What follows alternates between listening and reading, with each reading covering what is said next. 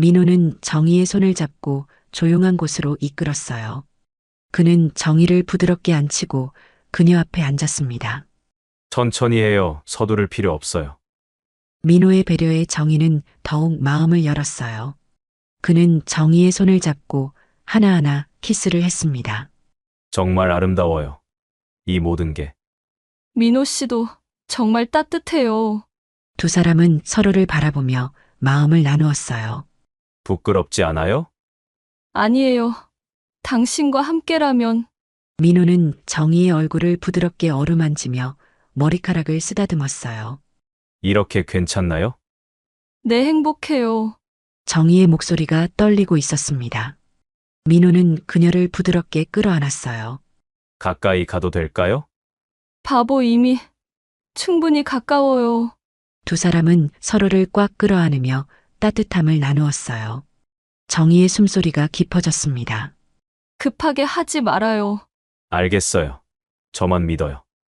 민호는 정희의 반응을 살피며 조심스럽게 그녀의 어깨를 어루만졌어요. 그날 두 사람은 30년간의 결혼 생활을 끝내게 되는 선택을 하게 되었습니다. 영상 시작 전 구독과 좋아요 부탁드립니다. 모두 무료입니다. 그럼 오늘의 영상 시작하도록 하겠습니다. 62살의 정희는 딸 집에서 돌아오는 길이었습니다. 서울역 대합실에 앉아 기차표를 손에 쥐고 있던 그녀 앞으로 갑작스럽게 쏟아지기 시작한 폭우가 유리창을 세차게 두드렸어요. 처음엔 그저 소나기려니 했는데 시간이 지날수록 비는 더욱 거세어졌습니다. 하늘이 뚫린 듯 쏟아지는 빗줄기는 마치 세상을 모두 씻어내려는 듯 했어요. 승객 여러분께 안내드립니다. 집중호우로 인한 선로 침수로 모든 열차 운행이 당분간 중단됩니다.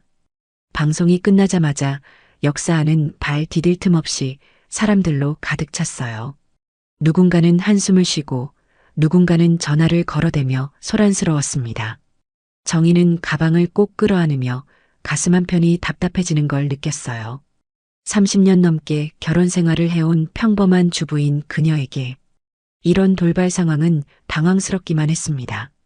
평생 남편 상민이의 그늘 아래서 살아온 터라 혼자 결정을 내려야 하는 상황이 늘 부담스러웠거든요.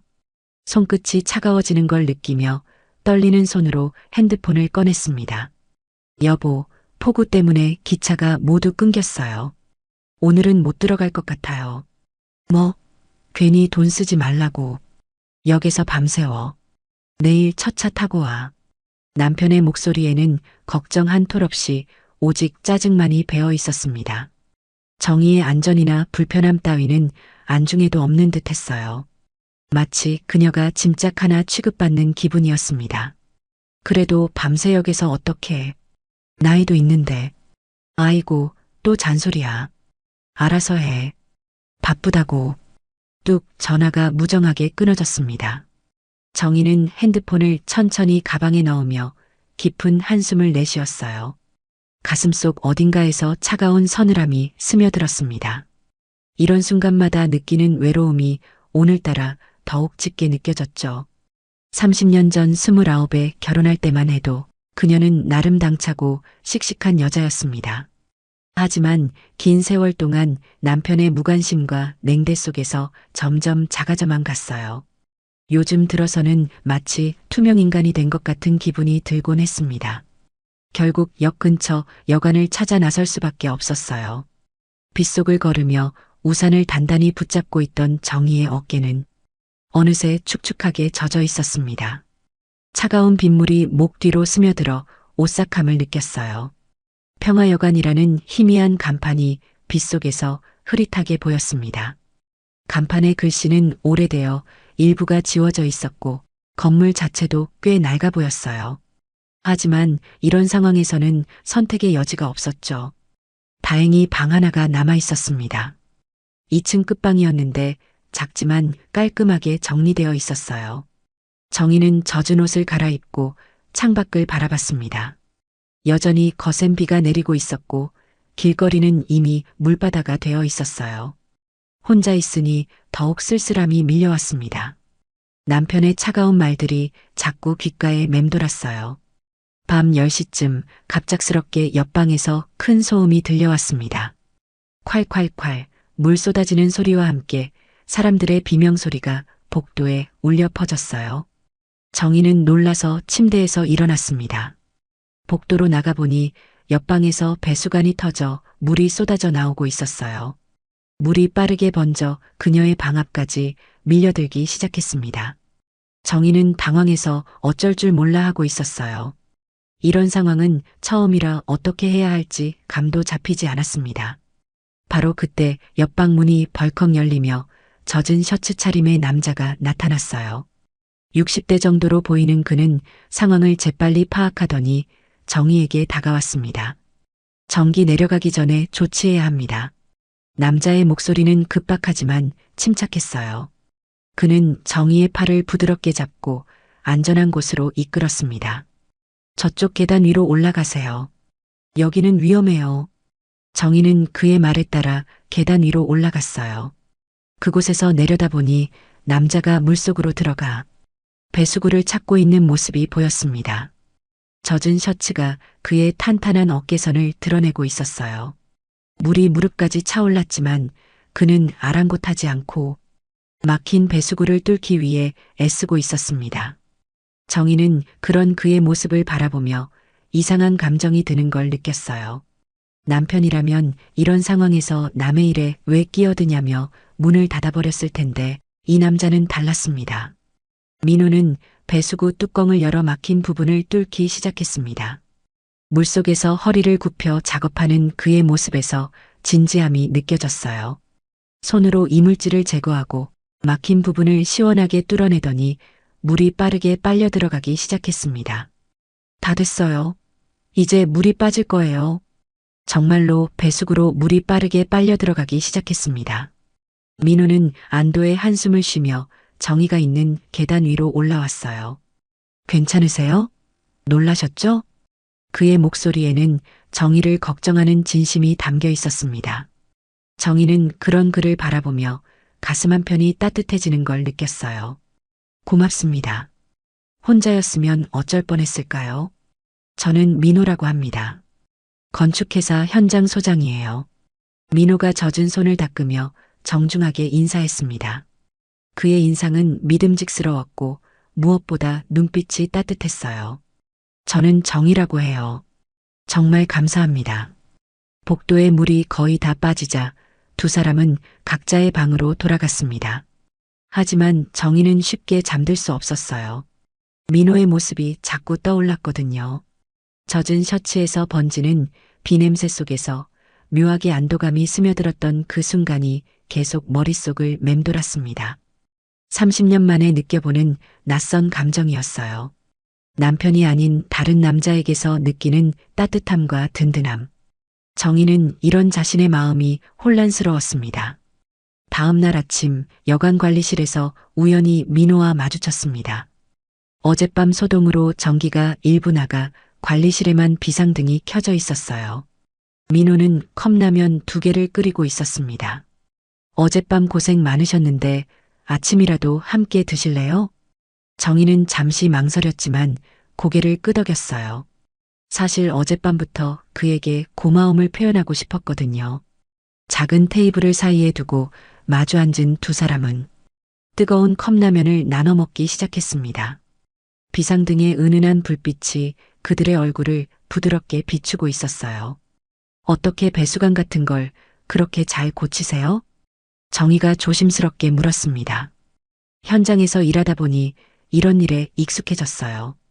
건물이라는 게 살아있는 것 같아서 어디가 아픈지 대충 알 수 있거든요.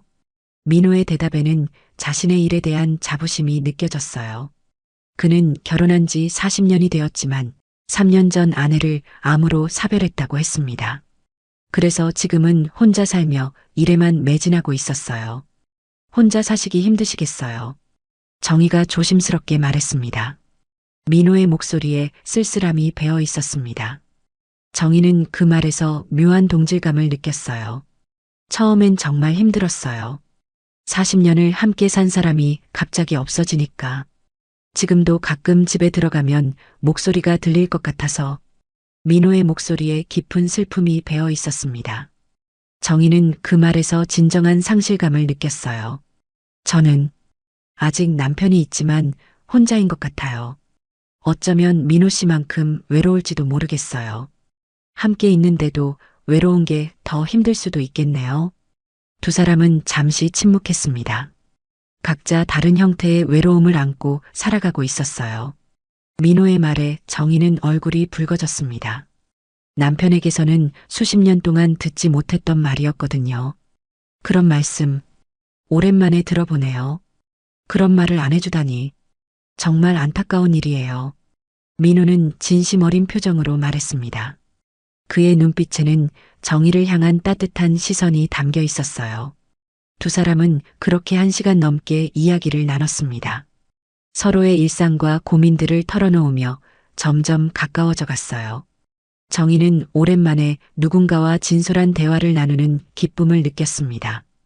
민호의 조용한 배려심과 따뜻한 말들은 그녀의 마음에 잔잔한 파동을 일으켰어요.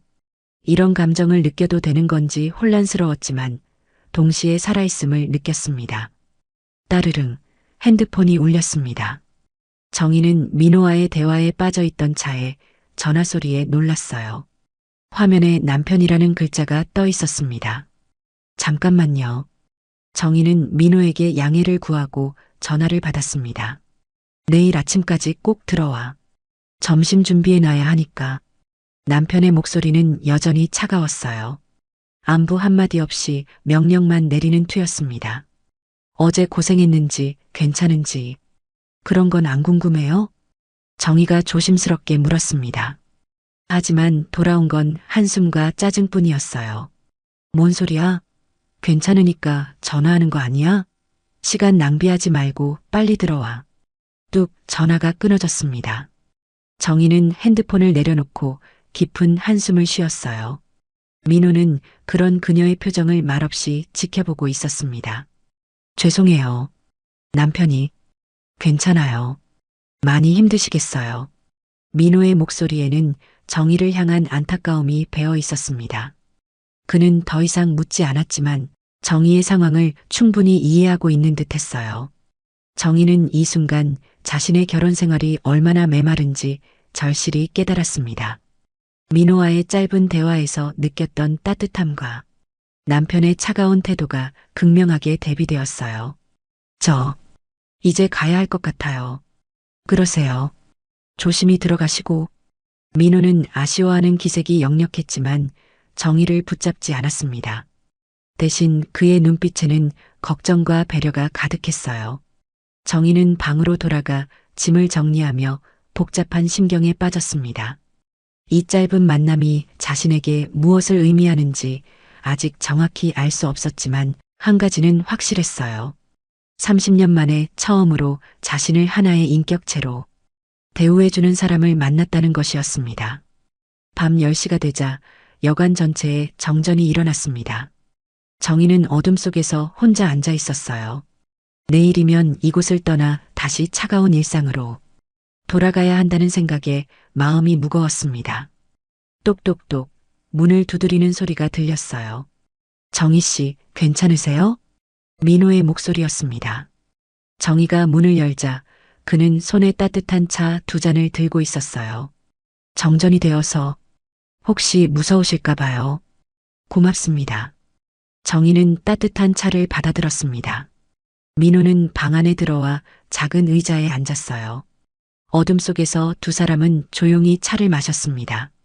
창밖으로는 여전히 비가 내리고 있었고 그 소리만이 정적을 깨뜨리고 있었어요. 이런 밤엔 혼자 두면 안 되죠. 민호의 목소리는 어둠 속에서 더욱 따뜻하게 들렸습니다. 정희는 가슴 한편이 뭉클해지는 걸 느꼈어요. 민호 씨는 참 따뜻한 분이네요.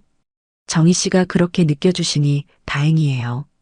두 사람 사이에 미묘한 긴장감이 흘렀습니다. 어둠이 그들 사이의 경계를 허물어뜨리고 있었어요. 정희는 이런 감정을 느끼는 자신이 부끄러우면서도 설레었습니다. 62살의 나이에 이런 마음을 갖는 게 말이 되나 싶었지만 심장은 거짓말을 하지 않았어요. 민호 역시 정희를 바라보는 시선이 남다름을 느꼈습니다. 그는 조심스럽게 그녀의 손에 손을 포겠어요. 정희 씨. 네. 두 사람의 목소리는 어둠 속에서 떨리고 있었습니다. 하지만 그들은 선을 넘지 않았어요. 그저 손을 맞잡고 서로의 온기를 느꼈을 뿐이었습니다. 그 짧은 순간이 정희에게는 평생 잊지 못할 기억이 되었어요. 30년 만에 느껴보는 진정한 위로와 따뜻함이었습니다. 비가 잦아든 이른 아침, 민호는 기차역까지 정희를 동행해 주었습니다. 두 사람은 말없이 나란히 걸었어요. 아직 이른 시간이라 거리는 조용했고 젖은 아스팔트에서 상큼한 냄새가 났습니다. 역 앞에 도착하자 민호가 주머니에서 명함을 꺼냈어요. 서울 오시면 연락 주세요. 명함을 건네는 그의 손이 살짝 떨리고 있었습니다. 정희는 명함을 받으며 민호의 눈을 바라봤어요. 이런 만남이 괜찮을까요? 저는 괜찮습니다. 정희 씨만 괜찮으시다면. 민호의 목소리에는 간절함이 담겨 있었어요. 그는 정희가 떠나는 것을 원하지 않았지만 강요할 수도 없었습니다. 생각해 볼게요. 정희는 명함을 조심스럽게 가방에 넣었습니다. 그리고 기차에 올랐어요. 창가에 앉은 정희는 플랫폼에 서 있는 민호를 바라봤습니다. 그는 기차가 떠날 때까지 그 자리에 서서 손을 흔들었어요. 기차가 움직이기 시작하자 정희의 눈에 눈물이 맺혔습니다. 이별이 이렇게 아픈 것인지 처음 알았어요. 집에 도착하자마자 남편 상민이는 소리를 지르기 시작했습니다. 괜히 밖에서 돈 쓰고 다닌다니까. 비가 와서 어쩔 수 없이. 변명하지 마. 늘 그런 식이야. 상민이는 술에 취한 채로 정희를 몰아세웠어요. 그의 얼굴은 붉게 달아올라 있었고 눈빛은 흐릿했습니다. 저녁이 되자 상황은 더욱 악화되었어요. 상민이는 정희가 차려준 밥상을 뒤엎었습니다. 이게 뭐야? 제대로 된 반찬 하나 없네. 그릇이 바닥에 떨어져 산산조각이 났어요. 정희는 무릎을 꿇고 깨진 그릇을 줍기 시작했습니다. 당신 없는 삶이 더 나을 것 같아요. 정희가 조용히 중얼거렸습니다. 뭐라고? 누가 누구 덕에 먹고 살고 있는데. 상민이는 정희의 머리채를 잡았어요. 정희는 아픔에 호소했지만 저항하지 않았습니다. 그 순간 정희는 확신했어요. 이 관계를 더 이상 지속할 수 없다는 것을. 민호에게서 느꼈던 따뜻함과 이 차가운 현실이 너무나 대조적이었습니다. 집에 돌아온 지 일주일이 지났을 때 정희는 남편의 이상한 행동들을 눈치채기 시작했습니다. 상민이는 평소보다 늦게 들어오는 날이 많아졌고 핸드폰을 유독 조심스럽게 다뤘어요. 화장실에 갈 때도 핸드폰을 가져가고 전화가 오면 다른 방으로 가서 받곤 했습니다. 어느 날 저녁 상민이가 샤워를 하러 간 사이 그의 핸드폰에서 메시지 알림이 울렸어요. 화면에 미영이라는 이름과 함께 오늘 못 만나서 아쉬워요. 내일은 꼭 만나요라는 메시지가 떠 있었습니다. 정희의 가슴이 쿵 내려앉았어요. 하지만 한편으로는 이상하게 시원한 기분도 들었습니다. 이제야 남편의 냉대와 무관심의 이유를 알 것 같았거든요. 그 다음 날부터 정희는 조심스럽게 남편의 행동을 관찰했습니다. 신용카드 내역을 확인해 보니 자신이 모르는 식당과 카페, 심지어 모텔 결제 내역까지 있었어요. 며칠 더 지켜본 결과 상민이는 회사 후배인 미영이라는 여자와 불륜 관계에 있었습니다. 정희는 모든 증거를 정리하고 변호사 사무실을 찾아갔어요. 50대 여성 변호사는 정희의 이야기를 들으며 고개를 끄덕였습니다. 증거가 충분하네요. 협의 이혼을 요구하기에 문제 없을 것 같습니다. 재산 분할은 어떻게 되나요? 결혼 기간이 30년이니까 절반은 받으실 수 있어요. 게다가 상대방 과실이 명확하니까 위자료도 청구 가능합니다. 변호사의 말에 정희는 마음이 조금 놓였어요. 경제적 걱정 때문에 참고 살 필요가 없다는 생각이 들었습니다. 그날 밤 정희는 상민이가 돌아오기를 기다렸어요. 평소보다 2시간이나 늦은 밤 11시가 되어서야 상민이가 들어왔습니다. 술 냄새가 진동했고 옷에서는 여자 향수 냄새가 났어요. 늦었네요. 정희가 조용히 말했습니다. 회사 회식이 있었어. 상민이는 정희를 쳐다보지도 않고 대답했어요. 미영 씨와요? 정희의 말에 상민이의 얼굴이 굳어졌습니다. 뭔 소리야? 이혼해요. 정희는 침착하게 말하며 테이블 위에 이혼 서류를 내밀었어요. 그리고 그동안 모아둔 외도 증거들도 함께 펼쳐놓았습니다. 이게 뭐야? 상민이는 서류를 보더니 화를 냈지만 증거들을 보자 얼굴이 창백해졌어요. 언제부터였어요? 미영 씨와는 언제부터였냐고요? 그건 내가 알 필요 없어. 알 필요 없다고요? 30년을 함께 산 아내한테 그런 말을 해요? 정희의 목소리에 분노가 섞였습니다. 하지만 동시에 후련한 기분도 들었어요. 드디어 이 모든 것을 끝낼 수 있다는 안도감 때문이었습니다. 당신과 함께 있으면서 매일 죽어가는 기분이었어요. 당신 없는 삶이 더 안전하고 더 평온할 것 같아요. 누가 누구 덕에 지금까지 먹고 살았는데. 상민이는 분노했지만 정희는 더 이상 위축되지 않았어요. 민호에게서 느꼈던 따뜻함을 기억하며 용기를 냈습니다. 좋아요. 그럼 당신 혼자 잘 살아보세요. 저도 제 삶을 살아보겠어요. 너 지금 뭐 하는 거야? 상민이는 정희의 팔을 거칠게 잡았어요. 하지만 정희는 뿌리치며 말했습니다. 조용히 합의하는 게 서로에게 좋을 거예요. 법정에서 만나고 싶지는 않으실 테니까. 결국 상민이는 며칠의 실랑이 끝에 이혼 서류에 도장을 찍었습니다. 재산 분할과 위자료 문제로 한 달 더 걸렸지만 결국 모든 절차가 완료되었어요. 정희는 작은 아파트를 얻어 이사했습니다. 30년 만에 처음으로 자신만의 공간을 갖게 된 것이었어요. 비록 작았지만 그 어느 때보다 마음이 편안했습니다. 이혼 후 정희는 민호의 명함을 꺼내 한참을 바라봤어요. 연락을 해도 되는 건지, 그가 자신을 기억하고 있을지 확신이 서지 않았습니다. 이혼 후 2달이 지난 어느 봄날, 정희는 마침내 용기를 내어 민호에게 전화를 걸었습니다. 여보세요? 저 정희라고 하는데요. 혹시 기억하세요? 전화 너머로 잠시 침묵이 흘렀어요. 정희는 가슴이 쿵쾅거렸습니다. 정희 씨, 정말 정희 씨예요? 민호의 목소리에 기쁨이 가득했어요. 정희는 안도의 한숨을 쉬었습니다. 네. 혹시 시간 되시면 만날 수 있을까요? 물론이죠. 언제든지 좋아요. 두 사람은 서울 시내의 작은 카페에서 만나기로 했어요. 약속 장소에 먼저 도착한 정희는 떨리는 마음으로 민호를 기다렸습니다. 카페 문이 열리며 민호가 들어섰을 때 정희의 가슴이 다시 한번 뛰었어요. 2달 전보다 조금 말라 보였지만 여전히 따뜻한 미소를 지니고 있었습니다. 정희 씨, 민호가 다가와 의자를 빼주며 앉았어요. 두 사람은 서로를 바라보며 잠시 말이 없었습니다. 많이 보고 싶었어요. 민호가 먼저 말을 꺼냈습니다. 정희는 얼굴이 붉어지며 고개를 끄덕였어요. 저도요. 정말 많이. 그동안 어떻게 지내셨어요? 많이 힘드셨죠?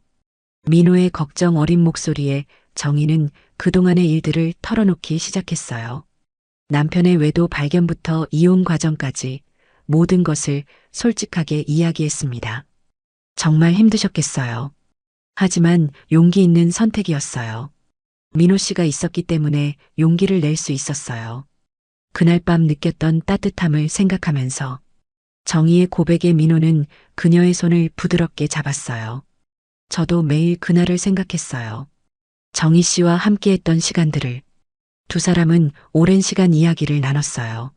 서로의 근황과 그동안의 그리움을 털어놓으며 점점 가까워져 갔습니다. 이제는 정말 자유로워요.